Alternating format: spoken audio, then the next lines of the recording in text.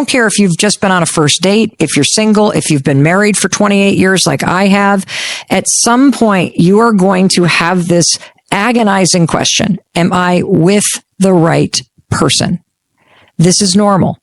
And there are things that you need to do and mistakes you need to avoid when you start to ask yourself this question. And we are going to unpack all of that. And I have so much to share with you because I've just spent the last 2 years writing a book called The Let Them Theory. An entire section of this book is about this topic. Knowing whether or not you're with the right person or in the right relationship and unpacking the tools and the science that applies here that is going to help you make the right decision for you. And I promise you, you're going to leave the conversation so empowered. Whether you have been on a first date or a string of breakups, or you're an empty nester, or something that's very common, if you're somebody that is now really focused on improving yourself, becoming happier, when you start to change, your relationship changes. And so as you're changing, if your partner's not changing, you're probably starting to question, is this the right person for me? Is this person supporting me? Am I in the right relationship? Now that I'm an empty nester, now that I'm this, now that I'm that, this is normal. And so we're going to normalize this question that we all grapple with, which is, am I with the right person? Or the bigger one we don't talk about, is there somebody better out there? And so if you're grappling with this right now, or you're watching a friend, or you're watching one of your kids, or you're watching your parent, whether it's post-divorce or post like losing a spouse, step into the dating scene, you're like, oh, I don't know about that person for you.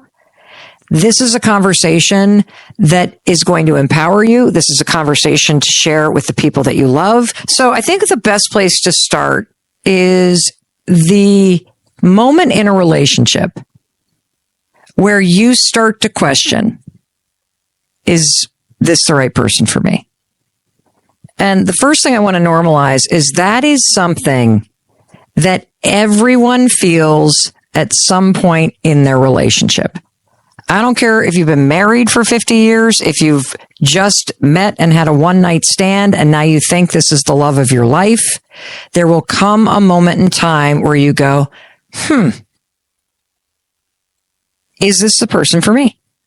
And one of the things that I am seeing over and over is this sense that there's so many options out there, and the dating apps do this, that you just wonder, is there someone better?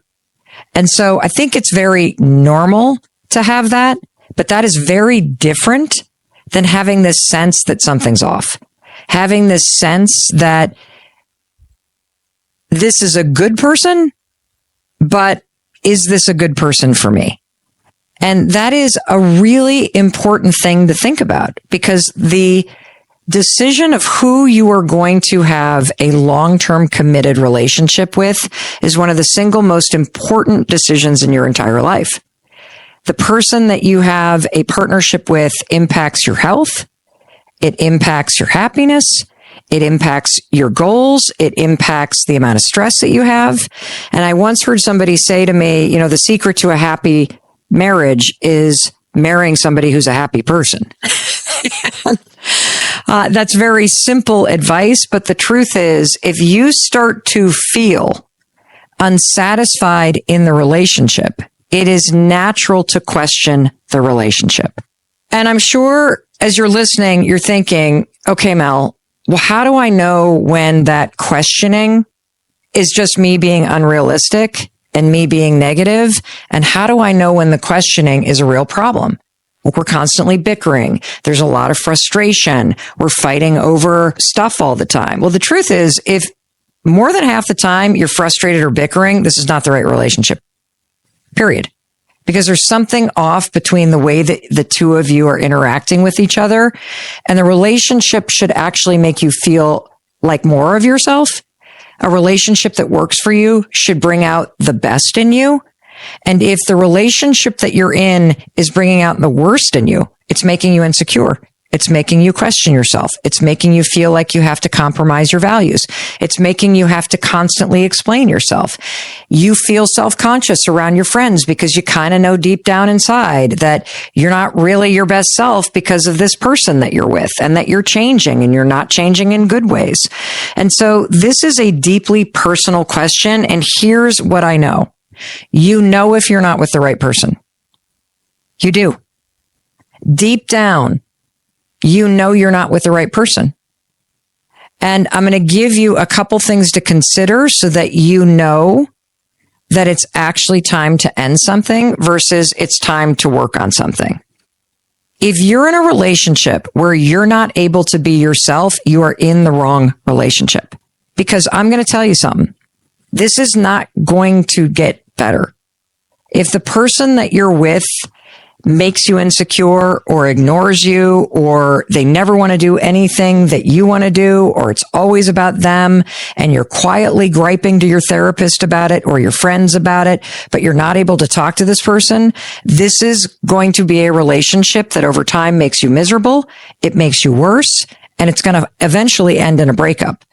And what's going to be super hard about it is that you're going to waste months, years of your life trying to make something work that you probably knew 6 months ago just isn't working. And the first thing that I want you to do is ask yourself, is this relationship good for me? Are you actually able to be yourself around this person? Do they bring out the best in you? Do you feel safe and supported and respected? Do you feel like a priority? Like they actually care about you and they have you in mind? And these are important things to consider because, I think in today's world, it's so easy to get caught up in, oh my God, I want the wedding in Lake Como, and I want the gender reveal, and I want the fantasy, and, I want the engagement proposal photos on all the things that you forget. The person that you choose to spend your life with is the single most important decision you're going to make. Like, this isn't some joke.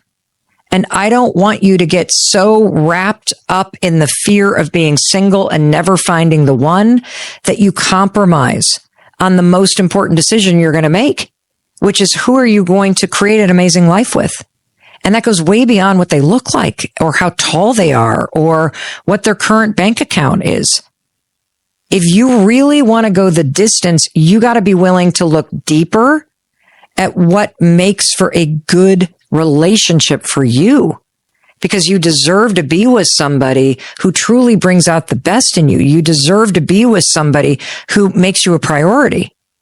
And when you start to question it, it's an opportunity for you to really examine, what do I need? What do I want to feel like? And is this person, when I talk to them about this, do they lean into me? Do they want to work on this together? Am I willing to make compromises with this person? Because that's another thing. If you get to a point in a relationship where your arms are crossed and they're the problem and they're the problem and they're the problem, well, you're part of the problem too, because you're probably not compromising. And so I love that you are willing to ask yourself this question. Is this person a good fit for me?